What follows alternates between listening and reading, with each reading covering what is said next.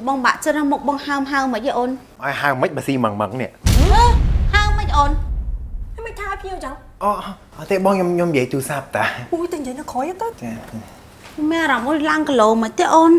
mình ai phòng bọn phật mấy mày nhâm ai nữ phụng mấy bong ngựa mau bong nhâm tập lại hay nâng plai chơi tê hay muốn mau nâng nhâm nâng pom môi ngoạp còn là phật láng xì pi đào cái mình nói hao mấy nè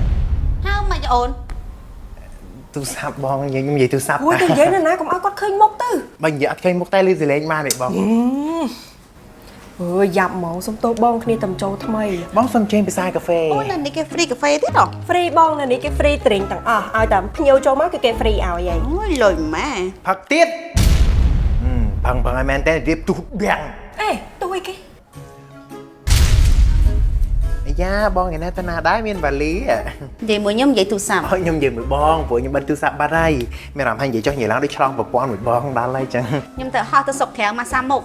quan trọng anh ho tự sọc khéo tại nên được khuyên kia nên massage một này tại bong tự lọt nhâm tặng đây mà sa mục sọc khéo của kê miền sân tầm nở nên đấy có tình nợp đấy bong của kê phở trai cà chia tình nợp tặng là nóng ấy rồi sao tại kê ở trong ao khai dân ta sọc khéo mà sang một tiết đấy bong trong thời sự bà cam ná trong khmer chung vây khmer chung vây ICA này lỡ miên ok let's go សម្រាប់អ្នកខ្លះបែរជាគាត់អត់ជឿប៉ុន្តែអ្នកដែលគាត់ធូធាការមុនបើគាត់ចង់ម៉ាស្សាមុខគឺគាត់ហោះទៅសុកខែដើម្បីម៉ាស្សាមុខមែនណាបែរជាការមុនបច្ចេកវិទ្យាយើងមិនទាន់ទំនើបទេអញ្ចឹងសេវាកម្មខ្លះគឺយើងរកបានតែនៅសុកគេមែនប៉ុន្តែខ្ញុំបានប្រជុំជាមួយនឹងបងម្ចាស់ហាង The Queen ហ្នឹងគាត់បានទៅរៀនពីបច្ចេកវិទ្យាថ្មីតាក់ទងនឹងសម្រស់ហ្នឹងហ្មងហើយយកមកបើកនៅសុកខ្មែរគាត់ចង់ឲ្យអ្នកដែលធ្លាប់ម៉ាស្សាមុខនៅសុកខែហ្នឹងដូរមកម៉ាស្សាមុខនៅក្នុងស្រុកវិញអញ្ចឹងឧបករណ៍គាត់មួយគឺយកតែ model ចុងក្រោយដែលទំនើបបំផុតដែល update ជាងគេបំផុតហើយអ្នកដែលបង្ហាត់បុគ្គលិកគាត់គឺមកសិតតែពីកូរ៉េចាមែនលើមុនខ្ញុំធ្លាប់ធ្វើវីដេអូថាកន្លែងហ្នឹងមកម្ដង$1200មកធ្វើ Queen ណ៎ដល់ហើយទៅមានអ្នកខ្លះគាត់ច្រឡំថាកន្លែងហ្នឹងមកដល់ត្រូវទៅចំណាយរាប់ពាន់ចឹងហ្មងអត់ទេ$1200ហ្នឹងគឺសេវាកម្ម5 6មុខចូលគ្នាមានម្ហូបផងអីផងតែបើយើងអត់ចង់ចំណាយដល់ប៉ុណ្្នឹងទេយើងអាចធ្វើសេវាកម្មរីក៏បានដែរអត់ដល់$1200ទេ